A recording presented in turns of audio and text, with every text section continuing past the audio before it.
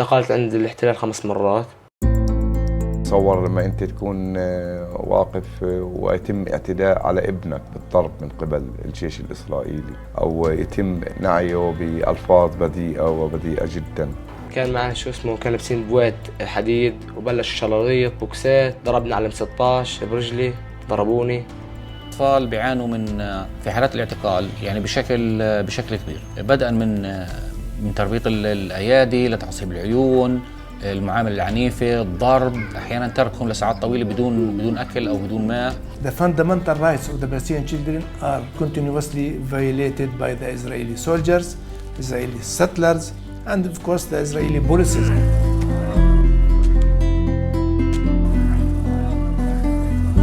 كان لي أول اعتقال لي في الانتفاضة الأولى بعد إصابتي بطلقين رصاص في إيدي اليمنى. هذا كمان تم اعتقال زوجتي أكثر من مرة بسبب الدفاع عن نفسها وعن البيت. اعتقلوا إخوتي، خواتي، أمي، اعتقلونا وهنونا. كل في البيت تم اعتقالنا وتم احتجازنا.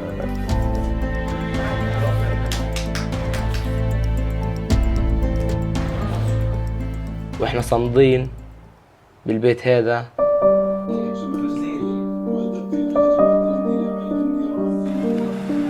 وضع الأطفال في الخليل هو وضع صعب. الوصول للمدرسة هاي قصة، يعني كل يوم قصة بحد ذاتها.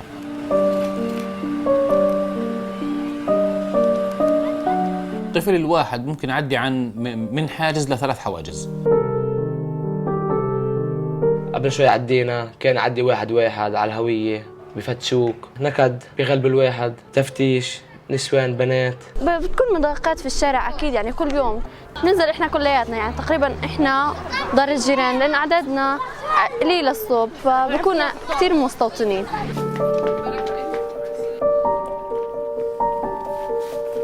These settlers, they are raised in hatred, and their Zionism government feed them to be more aggressive, to attack the Palestinians. بنوصل للحاجز بتكون تستنانا هناك المديرة، هي بتكون تحمينا.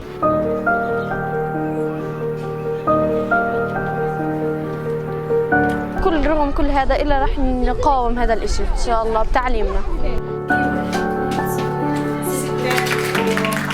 The situation for the children, it has been changed since 7 of October. Seeing the news about the genocide in Gaza, seeing the slaughtered children, they're afraid that this situation is going to be turned in West Bank, in their homes.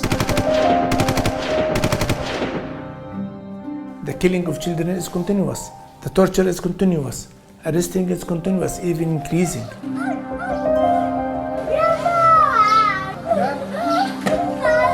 ولكن الاحتلال يقتل هذا الحلم من خلال ممارساته اليومية، وتحديداً على الأطفال الفلسطينية.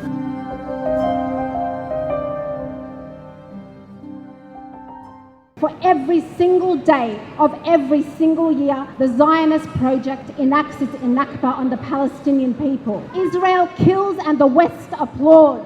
When it comes to Russia, suddenly they know international law. The Palestinians must be condemned for rattling their cage. They must die quietly and Israel must be congratulated.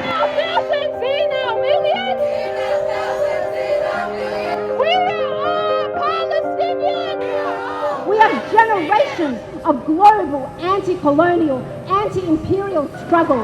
So don't ever think we are on the defeated or the weak side. We will continue until the Israeli regime is history and we achieve liberation. Free, free Palestine! Free, free Palestine! Free, free Palestine!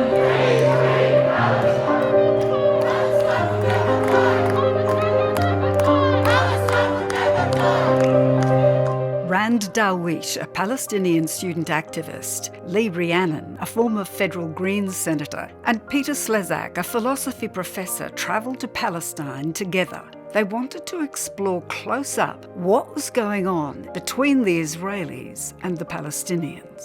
We wanted to explore the assertions that Israel is an apartheid state and Zionism is a settler colonial project. Since our 2023 trip, life has changed dramatically for Palestinians. But these questions remain relevant as we need to understand what compels Israel to commit war crimes. I've always had a strong sense of my history and my Palestinian identity. Visiting and talking with Palestinians on the ground really reminded me of what we're actually fighting for. Our visit reinforced that my role here is an integral part of the Palestinian liberation movement. I'm Jewish. Both my parents were Holocaust survivors. My mother and grandmother both survived Auschwitz. And I've got family in Israel, so it's been complicated for me. It's become even more difficult since October the 7th in 2023 because of what is a genocide. Welcome to Jerusalem. My name is Fairuz Sharqawi and I'll be your tour guide for today. We will be driving in and out of the Palestinian communities surrounding the old city, and we will be covering the story of Jerusalem, one of the most famous and important cities around the world. For Palestinians living in Jerusalem, we are facing the threat of being displaced. The whole idea of the Zionist project in Palestine is a settler colonialist project. Settler colonialism has a logic to it. The intent of the settlers is to replace the indigenous population and replace them with themselves. Now, you can't do that without violence, without genocide. So it doesn't matter how liberal you present yourself. The Jews are coming back after exile and we really want to live at peace. All that is bullshit. Let's go back in time. A bit more than 100 years ago, the Zionist movement is born in Europe, and with it the idea of gathering and collecting Jewish people from all around the world to immigrate to Palestine with the idea of establishing a so-called Jewish national home. The founder of Zionism is Theodor Herzl, who was an Austrian Jew, an atheist, who was responding to the rampant anti-Semitism in Europe. It was about finding a place to export their problem with anti-Semitism instead of actually dealing with it.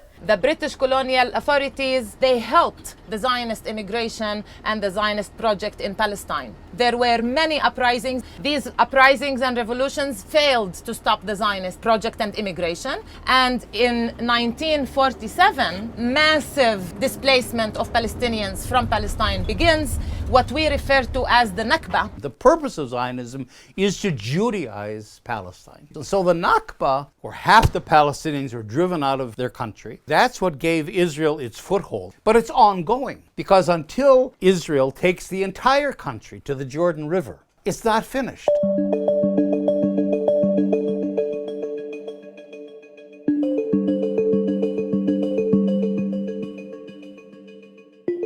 To us, this is what the creation of Israel as a state means. Get rid of the Palestinians, take over their land, and then say there was nobody here. So you can render your victim invisible, then you don't have to face the consequences of your actions. The Zionist militias started attacking Palestinian villages, murdering tens of thousands of Palestinians. 750,000 Palestinians became refugees. These refugees have not returned yet.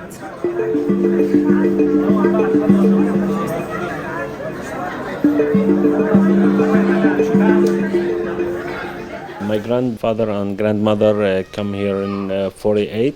First in South Lebanon, then come here to Burj Barajni in 1951.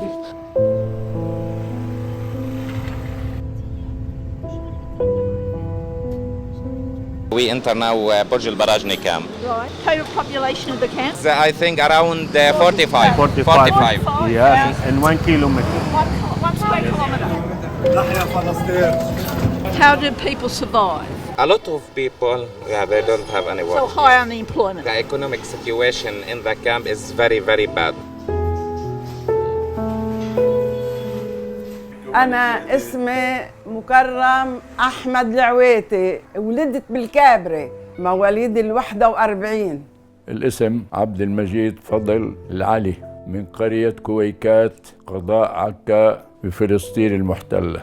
في يهود عنا نهاريا زمان إلها، بس كانوا مناح نتعامل معهم ويتعاملوا معنا ويحكمونا وكل شيء. وأتوا بمشروع تقسيم فلسطين بين العرب واليهود، لذلك بدأ النزاع وإنجلترا أمدت اليهود بالسلاح القوات العسكرية البريطانية كمان كانوا بهن بيساعدوا الصهيونية حتى يجيبوا.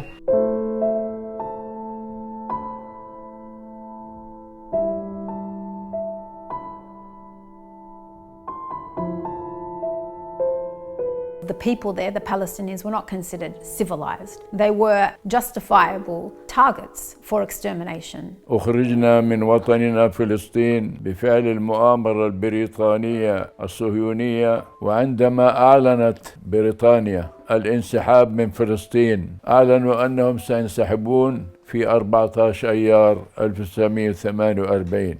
هي بريطانيا ترجعنا، هي اللي لازم ترجعنا. مأساة على الحل. 500 villages, thriving villages, where people lived and got married and raised children and had their farms and had hopes and dreams and ambitions, were destroyed. ذهبت من عمان إلى فلسطين January 1977. Abdul worked for some time in Jordan for a UN agency. Through that agency, he got the opportunity to visit Palestine. تفرجي لأولادي, my sons.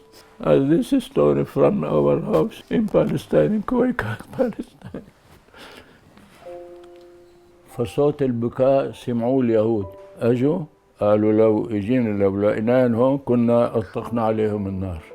Settler colonialism is always a case in which there's no room for the natives. As has happened in every settler colonial case, they get rid of the native population. This health center for UNRWA, United Nations for Work and Relief Agency, they have only 3 doctors covering 45,000 people. In this region, people suffering from electricity wires and the water pipes. We have around 20 persons passed away from the wires and the pipes. My name is Aya. أنا حابة أرجع لفلسطين. بحب أرجع على وطني، على فلسطين. أولادي كلهم بحبوا يرجع. Always I ask myself, what is the meaning of refugees? Why I am not like other nationalities? Some people came and take our land. I know that it is difficult now after generations, but I ask, just take me to my country. We will go up the building. Okay. What's your step, please? We are looking now to Burj Barajni camp. We live here all our life.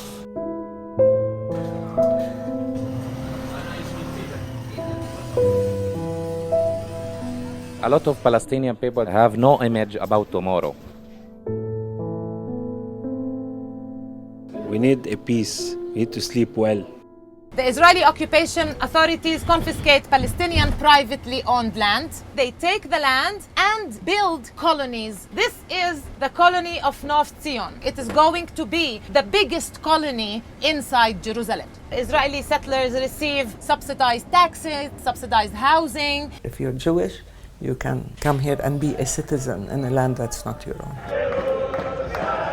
When Palestinians cannot even come and visit, cannot see their own homes, their own lands, the tree they planted. How can a state which can only sustain its existence through ethnic cleansing claim a moral right to exist if its existence is predicated on subjugating and dominating another population? From the beginning, this settler colonialist project can be implemented only by building a state that has a whole set of laws that discriminate systematically against non-Jews. They have a subset system of laws governing marriage, governing land ownership, governing education, governing work, even governing what you could study in universities.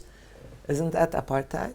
Palestinians cannot move out of Jerusalem and live somewhere else. You have to show documents that prove ownership over property or rent. The Israeli occupation authorities come knocking at Palestinian doors in the middle of the night to check. Do you have fresh vegetables? They check if you have a toothbrush, because if you're brushing your teeth somewhere else, Jerusalem is not your so-called center of life. This is the name of the policy. More than 14,500 Palestinians have lost their residences and have been ethnically cleansed in a process that could appear as a legitimate process. Today we are going to explore the various mechanisms used by the Israeli government since the occupation of the east part of Jerusalem since 1967. No, 100,000, sorry. 100,000? Yes, in the old city, yes. They're killing children daily. They arrest hundreds of children from here.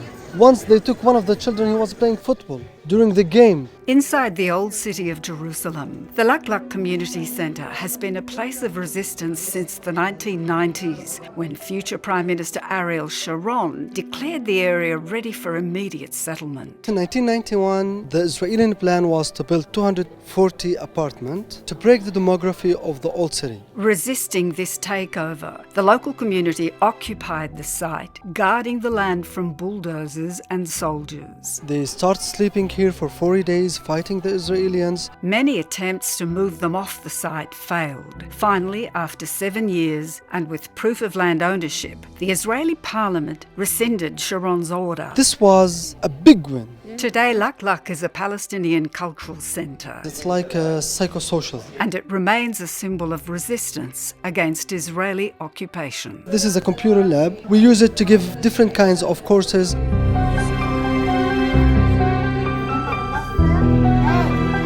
One thing make peace in this place, to have no occupation in Palestine. When the eastern side of Jerusalem was occupied, there were tens of thousands of Palestinians living in the neighborhoods, and they forced them to hold an Israeli legal status that paved the way for Israel to start systematically displacing Palestinians from Jerusalem, according to the Israeli law, legally. Every single Jerusalemite in the city needs a lawyer. This is our neighbor settlers. They seized this house in 1984 after evicting our neighbors, the Karaki family. These guys prevented us from accessing our house for almost 20 years. Hello, my name is Rafat Sublaban. I'm the son of Noura and Mustafa Ghait Sublaban. My family are living in this house since at least 1953. We hold a protected tenancy lease from the government of Jordan. قرار الإخلاء هذا اللي اليوم هو كنا نعتبر إنه هذا اليوم آخر يوم. In total, there's 14 families in all of this area under the threat of eviction. All of them are being evicted by the same settler organization. أصلاً هم يوم الخميس كانت وقفة، كانت نظراتهم كلها حقد.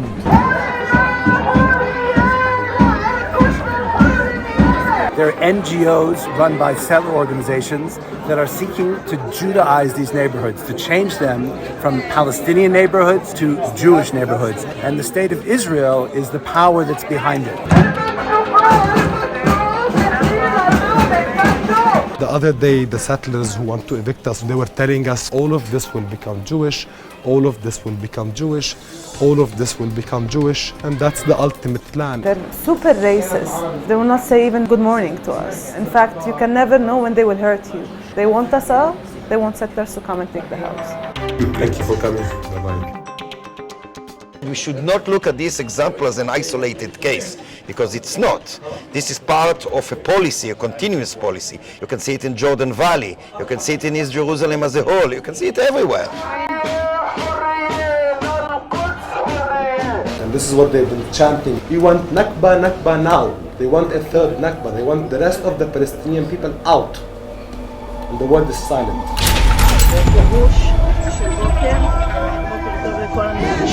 As soon as the property was cleared, Israeli settlers moved in. فأنا بطالب بكل العالم ينظروا إلنا، يرفعوا الاحتلال عنا، يعطونا حريتنا، يعطونا أرضنا، يعطونا بيوتنا. Settler organisations had spent decades trying to evict Noura and her family, using a whole set of laws created by Israel in order to legally evict Palestinians. Finally, the Supreme Court ruled the property had been under previous Jewish ownership up until 1948, and her protected status no longer applied.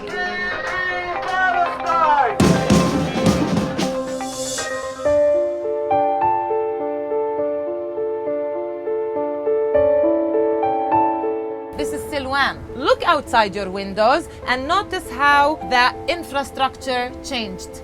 The sidewalks are gone, Palestinians Don't Need Sidewalks. Around the time that kids come home from school, you see tens of kids walking down the street together with the cars. It's not only big political threats and challenges like losing your land and having your home demolished, it's also the little things, how challenging daily life is for Palestinians. Silwan has been targeted since the occupation. More than 1,000 demolition orders have been issued against all of the houses here. Let's walk now, continue. All of these houses are targeted by demolition orders. They want to demolish all the houses, take all the lands in order to bring settlers from outside Jerusalem in order to live in houses in Silwan, and they also pay for those settlers in order to stay here. What they're trying to do is expel people from their homes and bring in Jewish Israeli settlers to live in these homes. They cannot carry out a pogrom because it's a very densely populated area, unlike villages and towns.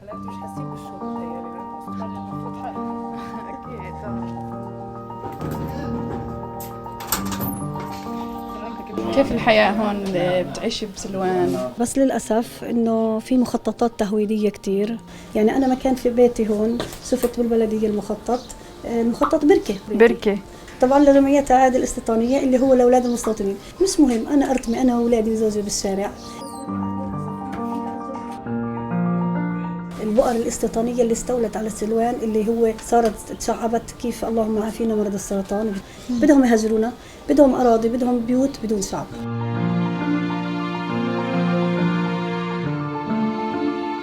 أنا هون انولدت وهون عشت وهون جدرت، وجذوري قائمة بالأرض، بيمشوا على أنقاضنا بعدين بياخذوا البيت.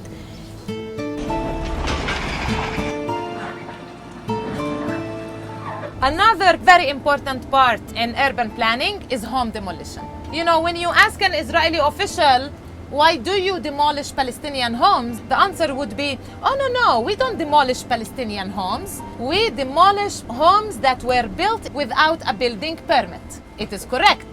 But who gets permits to build in Jerusalem? 95% of construction permits submitted to the Israeli municipality have been rejected. You either leave Jerusalem or build illegally. Once they do, they receive a notice. The notice says, you built illegally, you either demolish this house or we come demolish it for you. Those who decide not to demolish their homes, they will be visited by the Israeli police and army, and the homes are demolished.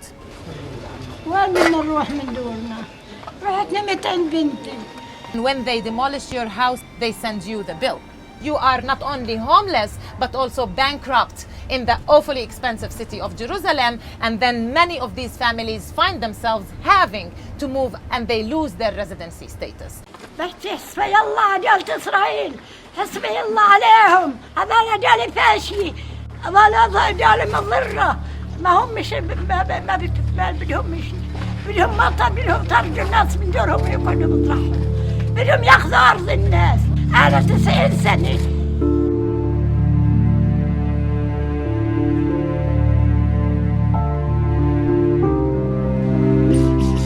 One of the Israeli policies is to collectively punish Palestinian communities when there is an attack. So if a person carries out an attack against Israelis, the army would come and demolish the house of this person.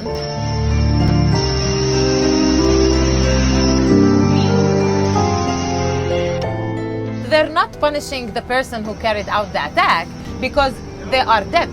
They are martyred now, but they would punish the family and the community. This is collective punishment.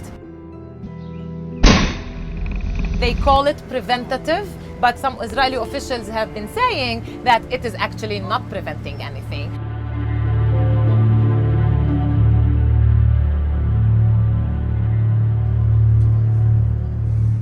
Right now we are driving on Jericho Road. Jericho Road was used by farmers that would come here into Jerusalem to sell their produce, but now Jericho Road is cut off by the annexation and expansion war. Or those who pass between fleeting words, carry your names and be gone. Rid our time of your hours and be gone. and steal whatever you like of pictures, so that you understand that which you never will. How? A stone from our land build the ceiling of our sky.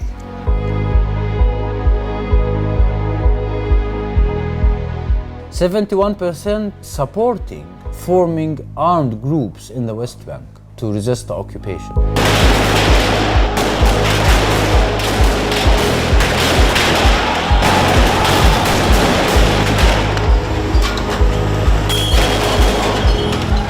What is terrorism? And when is it terrorism and when is it freedom fighting? Do Palestinians have a right to armed struggle? Palestinians absolutely have, under international law, the right to armed struggle. If Israel and the world wants them to stop, the solutions are very simple. End apartheid, end the occupation, create freedom and justice for all people. Occupied people in international law have a right to resist their occupation. A lot of people say, well, why can't Palestinians resist peacefully? It really reveals that they have paid little attention.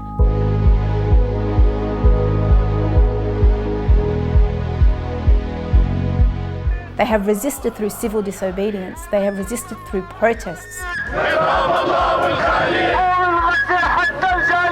They have resisted through trying diplomatic relationships and diplomatic pressures. It's incredible the amount of things that have been tried. What did Palestinians in Gaza try to do in March 2018? It's called the Great March of Return. Israeli snipers lined up on the separation fence and shot unarmed civilians demonstrating the notorious case of a young nurse, a young medic, a guy in a wheelchair. They targeted their knees so they wouldn't be able to walk, so they would lose limbs, and of course they just murdered people.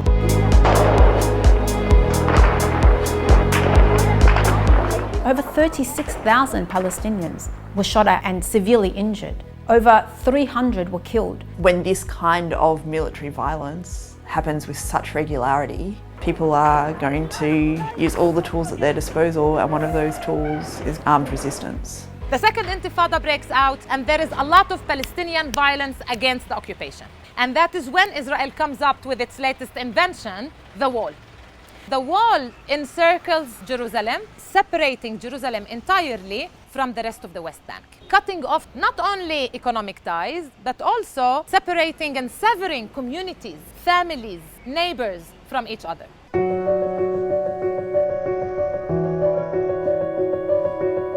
As the violence in Hebron increased, the Hebron human rights defenders began documenting the crimes of the soldiers and settlers and posting the videos on social media. ونشعر إنه اليوم كاميرتنا هي جزء من مقاومة هذا الاحتلال. They also provided cameras and training to families in the district. وأيضا هذا أعطاه إنه يكون في كمان رواية فلسطينية، مش بس إحنا كهي المنطقة هي دائما موجودة الرواية، رواية المستوطن ورواية الجندي.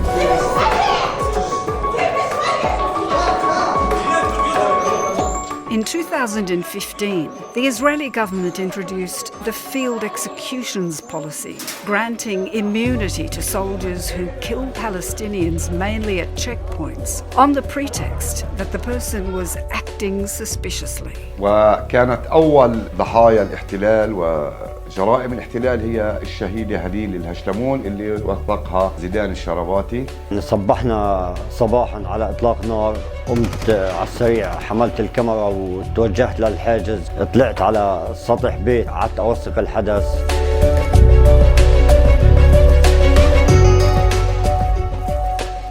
من أكثر الفيديوهات اللي كمان انتشرت حول العالم وكان لها ضجة اللي هي فيديو عبد الفتاح الشريف اللي قتل بعد إصابته بالجزء السفلي من جسده.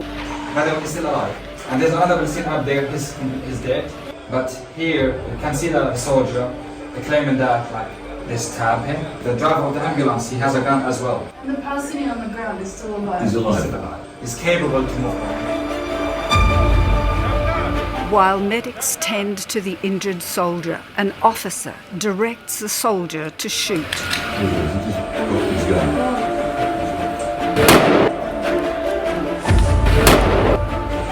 Shoot him in the head. That's an assassination. The assassination was filmed by Ahmad, and as a result, the soldier was eventually charged with the killing of Abdel Fattah al-Sharif. لا هو انحكم 18 قضى 9 أشهر مع صديقته في البيت، أو هم بيعدوه بطل اليوم، كرموه أي نعم. عماد أبو شمسية عمله هو الإرهابي، ويجب أن يحاكم عماد أبو شمسية، ويجب أن يطرد من بيته. على أور أزاريا يوم ما روح هو إجا احتفل إنه روح في باب بيتي، وفتحوا شمبانيا هو ومجموعة من المتطرفين الإسرائيليين واحتفلوا، وقال لي يعني قال بالكلمة بأنه أنا يوما ما سوف أتي وأقتلك يا عماد أبو شمسية.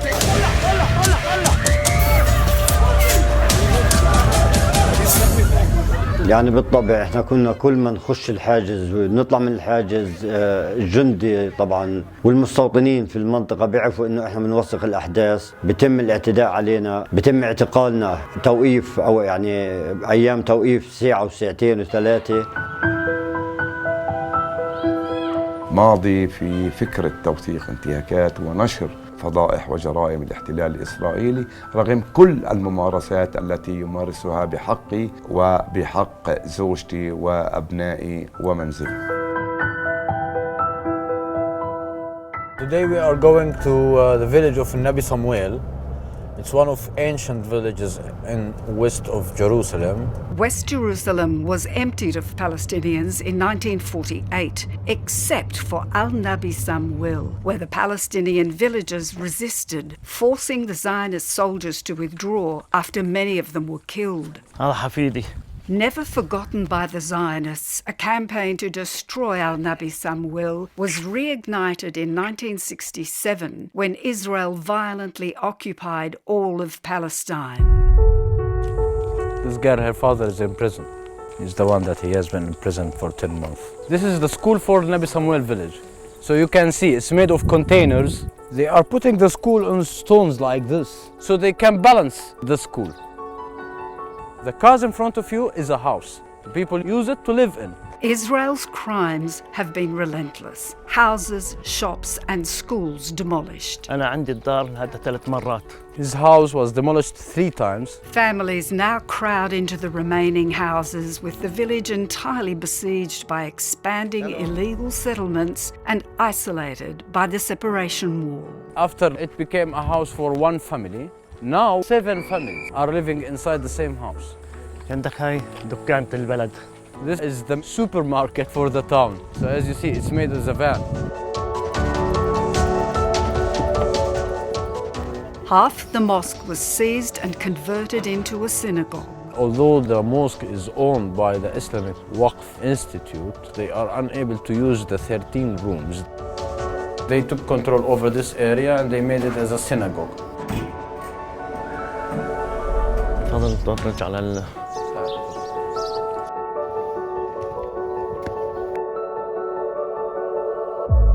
راح يشبكوا هسه رموت مع هار شموئيل وهار شموئيل راح تنشبك مع قبعة زيف. So the idea is to connect the settlements with each other. So they are completely under a settlement ring. There is no country of Palestine. It doesn't exist. Have we interfered in your You pay Arabs to murder Jews. We are not paying Arabs to murder celebrate Jews. You are terrorists. murdering us. You are making Nakba. You have lies, killed lies, lies. How worked up are you getting over a Yes, shot? yes. I'll go when I want. You don't tell me.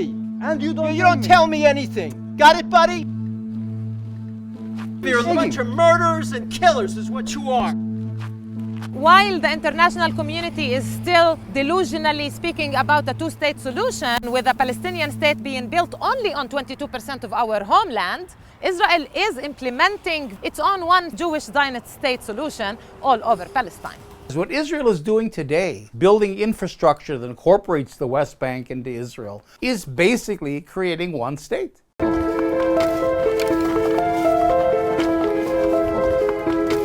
ولا احنا في هذه الحصين ما هم موجودين واللي قبالنا هذه كلها بقراب 4. طبعا هذه كلها اعراض اخذوها بالقوه استولوا عليها. الزراعه منعونا اياها. The life of the Palestinians before 7 of October was harsh life, but after 7 of October things has been changed. There is a full curfew. في عندنا نساء ولدت بدك اكيد. منعونا نطلع فيهم على المستشفى.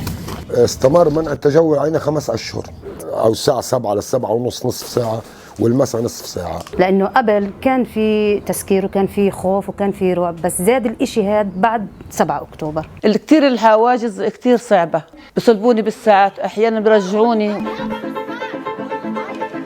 الجندي بلفظك ألفاظ مش كويسة وبذلك.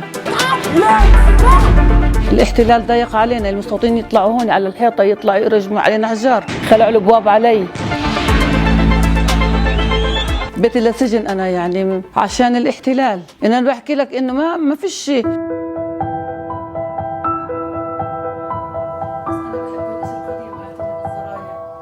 The Palestinians have very deep and historical connection in their land. Each stone of our house has a story of our family. It also has a story of our neighbors. هذه أرضنا، ارتباطنا فيها يعني كبير جدا جدا. المواطن الفلسطيني متشبث في أرضه، متشبث في منزله ويدافع عن منزله. أكيد يعني يمكن هذا الترابط الاجتماعي يمكن هدف كبير كثير، لأنه بيخلي الناس تحب بعض، توقف بعض، إنه كتر الترابط عز الصمود. احنا شعب فلسطين فيها العارف مغروسين احتلال برا. We see like the settlers has now been armed by their government, so now they have the permission to kill and to assassinate the Palestinians.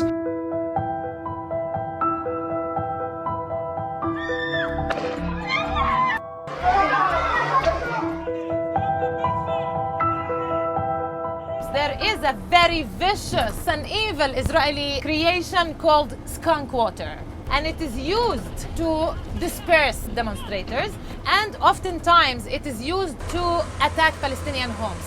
So when the army comes to make an arrest inside a community, the skunk water truck would be shooting the water at balconies, and the smell is horrible. And just like other Israeli inventions, it is being sold by Israel to other regimes and governments around the world. So they're even profiting. Not only from selling their inventions like skunk water, they profit also from selling their expertise. The Israeli army and police train police forces around the world, including the US and China and Brazil. Rand, Lee and Peter's time had come to an end. They left convinced that Israel's intention was to colonise all of Palestine.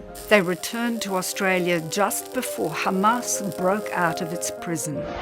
Some Hamas fighters have managed to get over the border from Gaza into Israel, in some cases using paragliders. Benjamin Netanyahu is speaking to his security cabinet, I think, about now. This has taken everybody by surprise. The reaction of the Western world to October 7 really puts into focus that the majority of the Western world were not paying attention. Let there be no doubt, the United States has Israel's back. In fact, the White House said that it was an unprovoked attack, and it's something that we heard repeated by Australian politicians as well. That essentially dismisses Palestinian suffering, being victims of settler colonialism, apartheid, murder, the fact that Palestinians, every aspect of their life was controlled by Israel. Whether they could leave, whether they could seek treatment if they had cancer, and very often they were unable to seek treatment and were basically compelled to die slowly and suffer within that open-air prison. Having a boot, a literal boot on your neck, having a gun to your head, having a bulldozer to your house, to think that Palestinians will not fight that, will not resist, is basically asking them to cooperate in their own murder. When we say the Palestinians broke out of that prison, that is what happened. They finally broke out of that prison because the conditions were unbearable. Since October 7, we have seen unprecedented global solidarity from the street. Because they are seeing Israel drop a bomb on a refugee camp, and they cannot reconcile that with this is self-defense.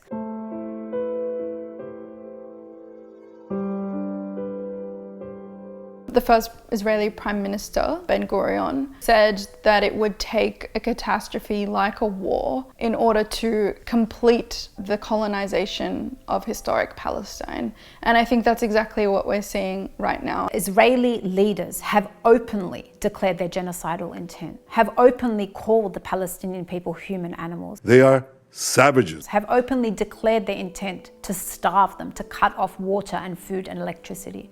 And on top of all of that, bomb them.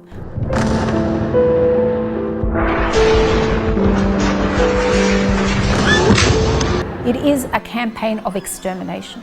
72% of the buildings in Gaza Strip are being destroyed.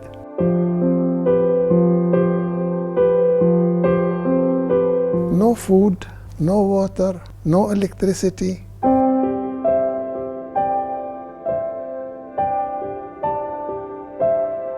Israel destroyed all the school buildings, destroyed bakeries, clinics, mosques, churches. Honestly, the conditions of the Palestinians in Gaza is something that I actually can't bring myself to imagine and think about.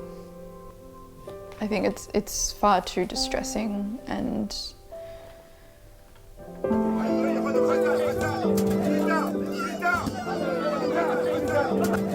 in terms of what they are enduring, it is unimaginable.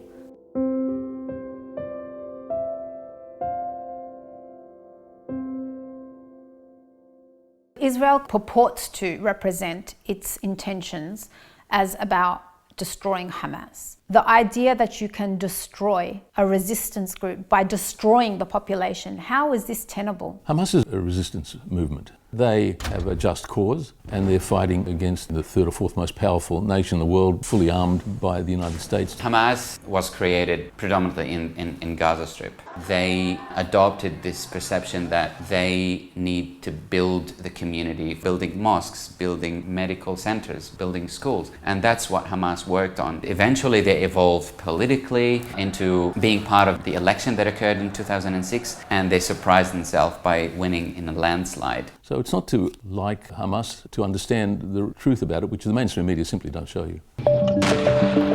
O those who pass between fleeting words.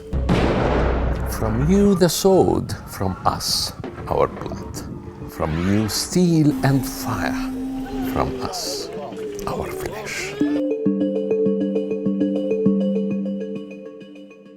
What would the average person, how would they make sense of what is happening based on the mainstream media? Israel, of course, has a right to defend itself, and it will. The main framing device that was being laundered through the mainstream media was that this was a war between Israel and Hamas. What that serves is to juxtapose Israel, a nuclear military US-backed power, to construct it as the victim against an armed resistance group by a stateless refugee population, which was then constructed as the oppressor. So it inverted the relationship. Joining me now live is Nasser Mashni, President of Australia-Palestine Advocacy Network. Isn't Hamas the problem here?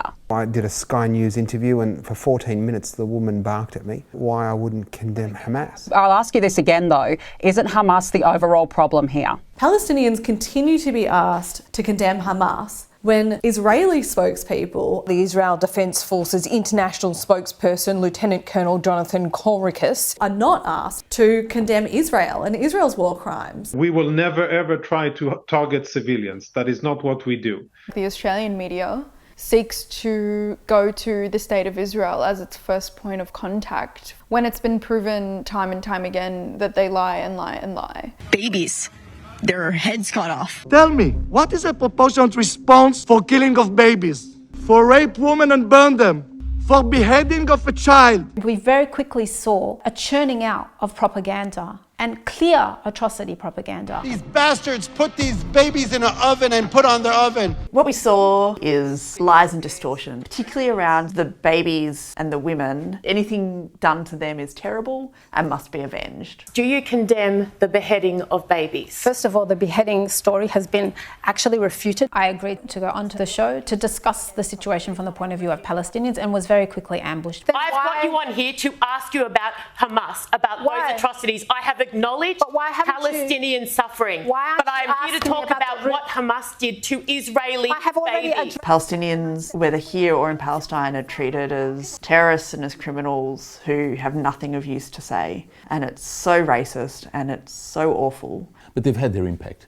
In the end, the mainstream media runs with this. They don't retract afterwards when they turn out to be lies. And Israel has managed to create the kind of smear and propaganda and outrage.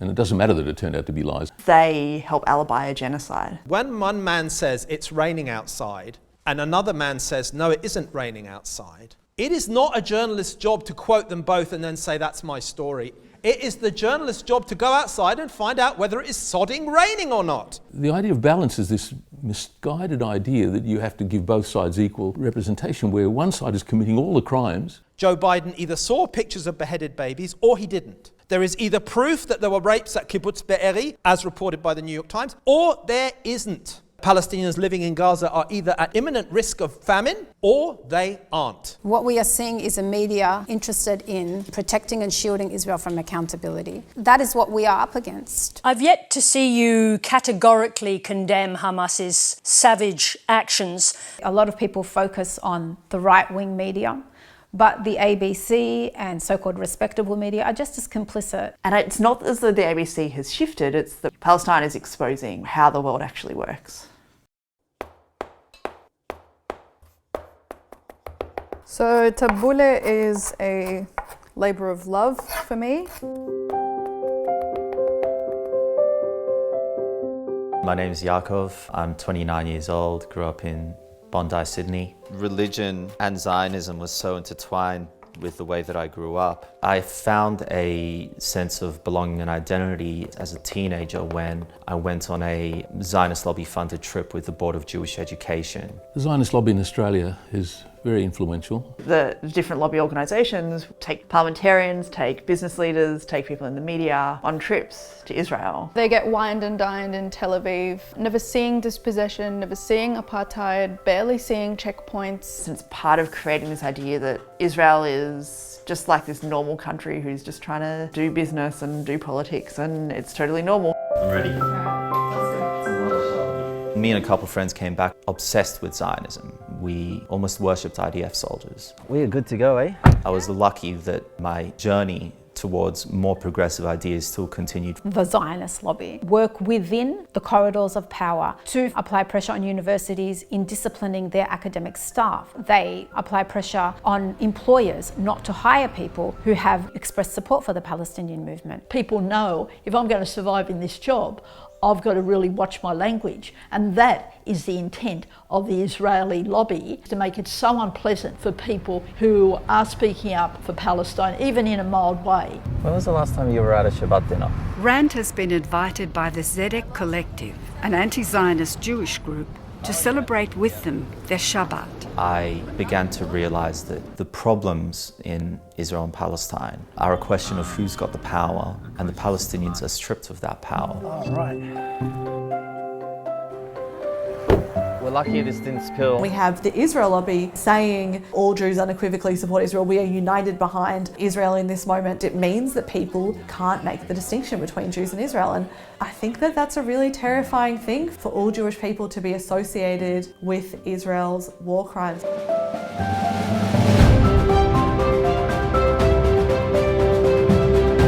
I'm Shula, and I was born in occupied Palestine. My name is Ronit Lentin. Shabbat Shalom.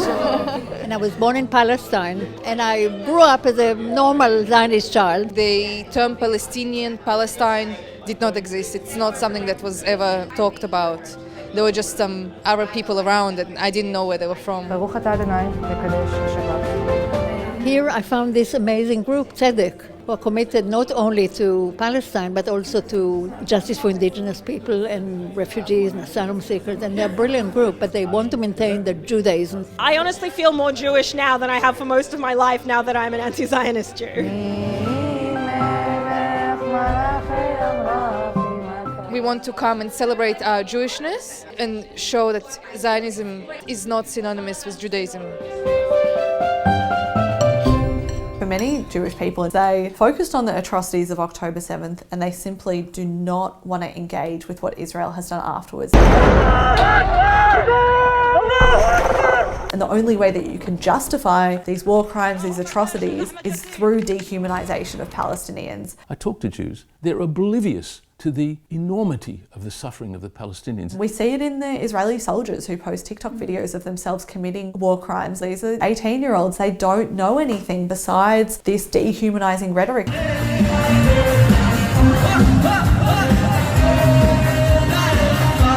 I read the Jewish press. They write, the Israelis not sleeping well. You know, fuck them. What else can you say for Israelis that are so obsessed with their own trauma? Children are dismembered all over Gaza. They're under the rubble. The inhumanity of people who are incapable of seeing what they are now doing, we're in a very bad way. It's really tempting for us to assume that all the pressure that is applied against Palestinians is because of the Zionist lobby. Israel has the right to defend itself from barbaric terrorism. I think that lets Western governments off the hook. They are heavily invested in the Israeli settler colonial apartheid project because of the investments in the arms industry. There's financial reasons not to support a ceasefire. There are businesses across Australia that are making money from this genocide. About a decade ago, the then Turnbull coalition government announced a policy position wanting to make Australia one of the top 10 global arms exporters on the planet. Australia has one of the most secretive weapons export systems on the planet. There's evidence provided not from the Albanese government, but from Australia's weapons manufacturers themselves has made it clear that those repeated statements that no Australian weapons have been provided to Israel have been false. Drone Shield has been producing since April of last year the drone gun Mark IV. And we can now see that their drone gun Mark IV is in the hands of the Israeli military. This weapon has also been in the hands of the Australian Prime Minister. In fact, you can find pictures of pretty much most of the senior Labor leadership standing on the factory floor, celebrating the fact that Australia is part of this joint venture with an Israeli arms manufacturer. All the defence ministers that you've had have been part of setting up this trade. They've been led by people like Beazley, Brendan Nelson, Stephen Smith, Christopher Pyne. They haven't just arrived here since the 7th of October. They have been structurally engaged in this for years and years and years. What we have is ambassadors whose jobs are to be in arms trade, especially the ambassador of the US, where we saw Beazley go after he was defence minister. He became the US ambassador, and then he became the president of Lockheed Martin Australia. And you can see that then played out with Brendan Nelson moving into Boeing. You can see it with Stephen Smith moving into the UK ambassador. You can see it then with Pyne, who just moved straight into the weapons industry.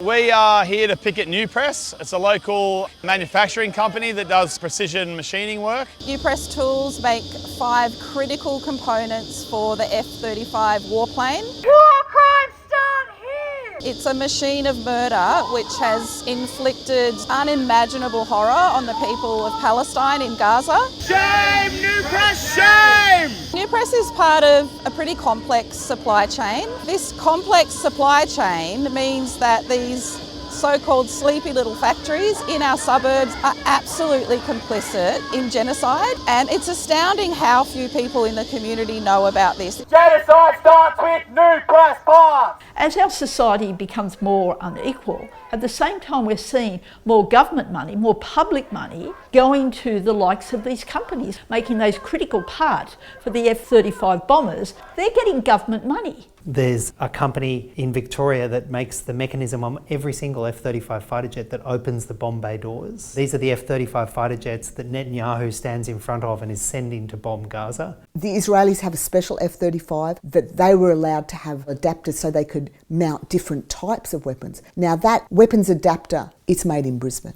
It's only made in Brisbane. We know that every single F-35 flying around, of which they have 50, has a weapons adapter from right here. And we know that there's a whole variety of other weapons and weapons parts exported by Australia to Israel, including a company that makes the command and control module for a particularly nasty Israeli weapon called the Spike missile by Rafael Systems. It's designed to puncture through the walls of a reinforced concrete apartment block. When it gets into the room inside, explode with shrapnel and kill everything within a 20-metre radius.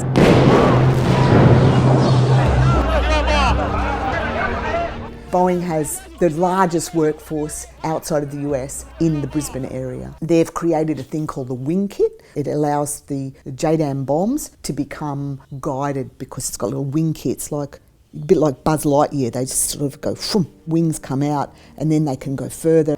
So Boeing is producing that at Ferrer in Brisbane. The airstrikes that are happening in Gaza and now in the West Bank are being used to drop 500-pound, 1,000-pound and 2,000-pound JDAM bombs. Bombs are the best things to sell because they're expendable. You use a lot of them. So when you say best thing to sell for the company because they make the most profits out of it? That's right. In order to make profits, they need to sell the product and then they need to use the product. A child dead every 10 minutes in Gaza. I've just come out from Land Forces, so I can make some observations about what's happening in there. The first observation is every weapon, every contract is all funded by public money and public tax dollars, which would have a far, far better home. Building homes for people who don't have them, expanding our Medicare, dealing with the climate crisis. Land Forces was the largest defence industry event ever held in Australia. We're just heading towards Land Forces. There's a big police blockade. We've got a clear message, shut it down. Thousands of protesters occupied streets around the convention centre. It's just a huge criminal activity going on over there. Land Forces kill! During the week of Land Forces, all of these companies, from the small innocuous factories to the defence primes like Thales and Albert Systems, are all going to be in the same room, and this is where they're going to be signing the contracts. Huge arms deals being made to sell weapons to shoot West Papuans, to kill people in Gaza. I don't think it's helping to build the kind of world that I want to grow old in and that I want my children to be in. We know that these weapons are being used to commit a genocide against Palestinians, and they're being paraded at Land Forces. We could just keep shouting outside the building forever, and they don't really care so much about that. And so disrupting attendees going in, making it uncomfortable for them. If we weren't here, they would think it's completely normal. We're creating an environment that shows it's not normal. War crimes start in corporate rooms. We have normalized this corporate culture of profit and greed. When genocide is occurring, you actually have to act to stop the genocide. You actually have to use your diplomatic power, your economic power to stop it. And this is why our politicians are complicit in this war. The most logical way that we can aid Gaza right now is by limiting the flow of arms to Israel.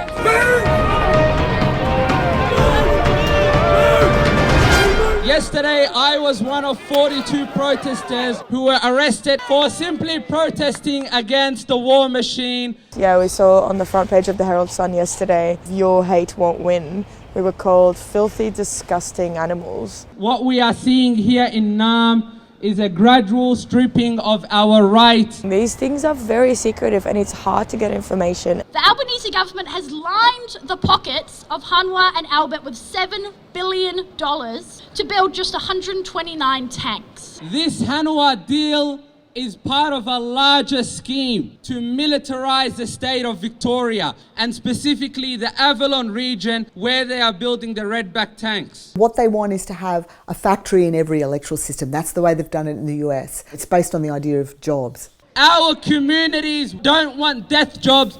We want jobs that will give life to our communities. Senator, do you condemn the violent actions by some of the protesters? Have any of you asked these questions of a single multinational arms manufacturer? Ask the questions about where the real violence is happening on a global scale. And then maybe the mainstream media will get the respect of the broader Australian public. There's all these huge multinationals and they're here to sell their arms. And why are they doing it? So they make profits out of death and destruction. Power is never going to relinquish its power unless it's forced to. And we are seeing this amazing, beautiful wave of solidarity around the world. The growth of the Palestinian solidarity movement has been extraordinary. I've seen many social movements growing up, but I've never seen anything grow so quickly. Huge demonstrations have taken place in towns and cities across Australia. Children are being starved. We are the people. We won't be silenced. Stop the bombing now, now, now. The Israel state is an apartheid state. Israel is now, in the eyes of the world, a colonial settler state with a racist agenda, with an aggressive agenda, not just to the Palestinians, but also to its Arab neighbours. Free, free, free Palestine. Student encampments not seen since the Vietnam War. How many kids have been killed today? Have sprung up, demanding universities divest from their connections with Israeli military corporations. I'm here at the RMIT Solidarity encampment to try and put pressure on the university to break their ties with weapons companies and the Israeli government. Every weapons company has its pet university where they're doing some sort of research. Albert Systems used to have, and because of campaigning they don't anymore, relationships with RMIT. Lockheed Martin have a research facility in the University of Melbourne. Deakin University has so many research programs that are involved in defence. How do you target and slaughter men, women and children and gleefully broadcast your crimes in TikTok videos? You have to reach into the colonial playbook where colonisers could freely murder, rape, brutalise and enslave whilst maintaining that they were civilised. I mean, the challenge with the Western narrative is it's based on a notion of superiority. It's racist. How dare you savages break out of a cage? Israeli bombers dropped a carefully calibrated batch of 2,000-pound bombs in the middle of the Jabalia refugee camp, destroying the entire city block, wounding and killing hundreds of civilians. Israel said the intended target was one particular Hamas official, and that all those hundreds of people just happened to be in the way.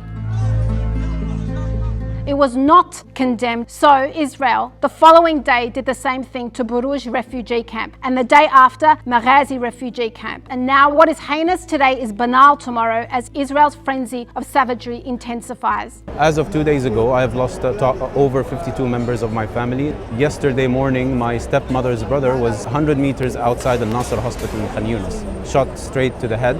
He is unarmed, clearly unarmed, and he was looking for food. Before this genocide, I hadn't imagined that the products that we are making would be used in such huge amounts. What I realised is that the weapons industry, they're going to make sure it happens again because it's implicit in their business model. Australia is directly complicit in supplying arms to Israel. It also supplies intelligence from Pine Gap. We've got Pine Gap. The transmission of intelligence and signals that everything is being sent through Pine Gap to the Israeli occupation forces.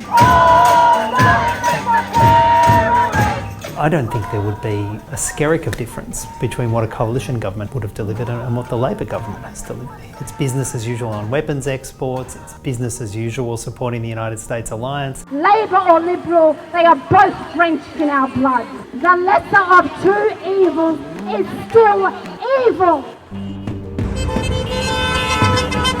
Imposing economical pressure from outside is the best way forward when it comes to non-violent resistance. Brick by brick, wall by wall, the occupation has to fall. The Palestinian BDS National Committee has called for a boycott campaign against US fossil fuel giant Chevron. Caltex petrol stations are owned by Chevron, and our demands are that Chevron and Caltex drop their partnership with Israel. And we're just asking customers to fill up somewhere else. Chevron extracts natural gas off the shores of Palestine, making it a major partner in Israel's illegal exploitation of Palestinian land and resources. Okay. We need to stop funding this genocide because without the money from these corporations, the weapon flow would stop and we would probably see a much faster end to the genocide that's currently occurring.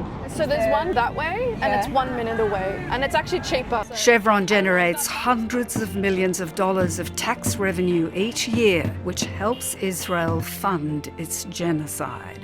Okay, have a good day. Thank you. Bye. We've had a lot of people already tell us we're never coming to Caltex again. Caltex, you can't hide! You're supporting genocide! There is support internationally, not among governments, but among the people. And that's exactly what happened with South Africa. The governments weren't for the ANC. Mandela was considered a terrorist. But over time, because of the international support, governments changed their policies. And once the Ford Motor Company pulled out of South Africa, that was kind of the end. The apartheid government in South Africa didn't wake up one day and suddenly think, oh, well, we should respect the human rights of everybody in South Africa. They were forced to that. If we can make it so that corporations feel soiled, if they're associated with Israeli apartheid, we can make the Israeli apartheid system collapse like South Africa.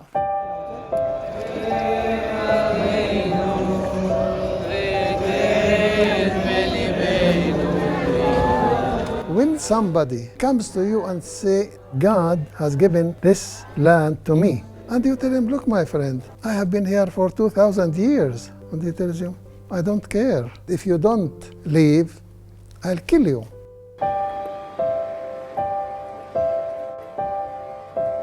Our cause is an honorable one, and it always has been. We refuse anything short of our land back, of our right to return, to live in dignity and equality and freedom.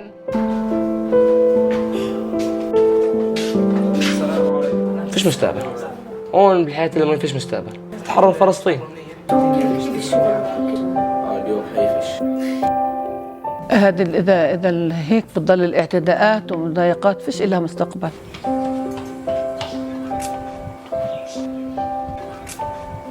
كل الضغوطات اللي بتضغطها علينا الاحتلال بيزيدنا صمود وثبات في الأرض هي. رسالتي لكل طالب وطالبة، رغم كل هذه الظروف رغم كل إشي لازم تقاوموا. هذا أهم إشي، إنه لازم نكون صامدين مرابطين. هاي أرضنا وهاي بلادنا، مش رح نتخلى عنها أبدا. لما أنا بوقف مع جاري وجاري بوقف معي هون، أنا عززت صمودي في هاي المنطقة. I am directing this to every Palestinian here today whose lives and histories have been impacted by this Zionist colony. You are magnificent, you are beautiful. For over 100 years, you have enacted a politics and ethics of living, though you are constantly condemned to death. You have embodied defiance and resistance, Sumud. The future of Palestine, free of this Zionist state, is already here now. It is in the herb garden Palestinians plant among the rubble that will take over 16 years to clear. It is in the schools that run in bombed tents. It is your dignity, compassion and strength as you navigate a violent, dehumanizing society that mocks and erases your suffering. It can be really easy to feel like the world has given up on us. But actually, I've never felt that liberation has ever been closer. I don't accept that the only way that Jews around the world can feel safe is if they have one exclusive state that is set up for them and nobody else. What we need to do is build a world that is safe for Jews everywhere and safe for all of us everywhere. The goal is decolonization, dismantling the Zionist state. Israel, the way it exists today, needs to end. Israel needs to be decolonized, and anyone that doesn't want to be equal gets to leave.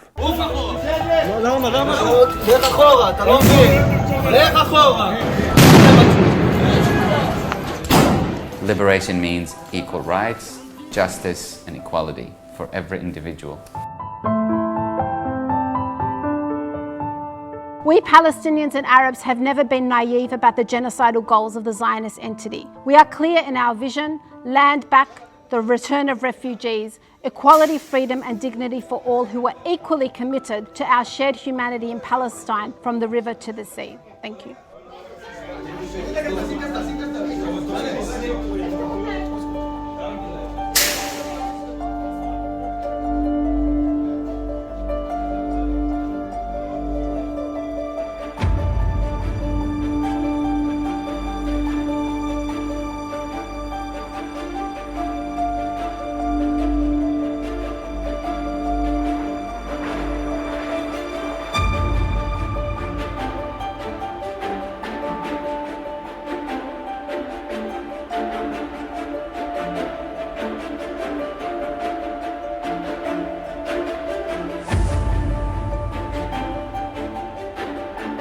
O those who pass between fleeting words, it's time for you to be gone and live wherever you like, but don't live among us. For we have work to do in our land.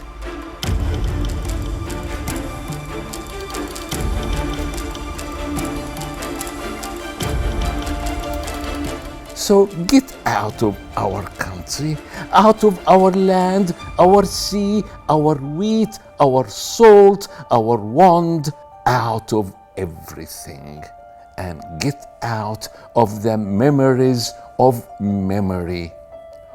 Or those who pass between fleeting words.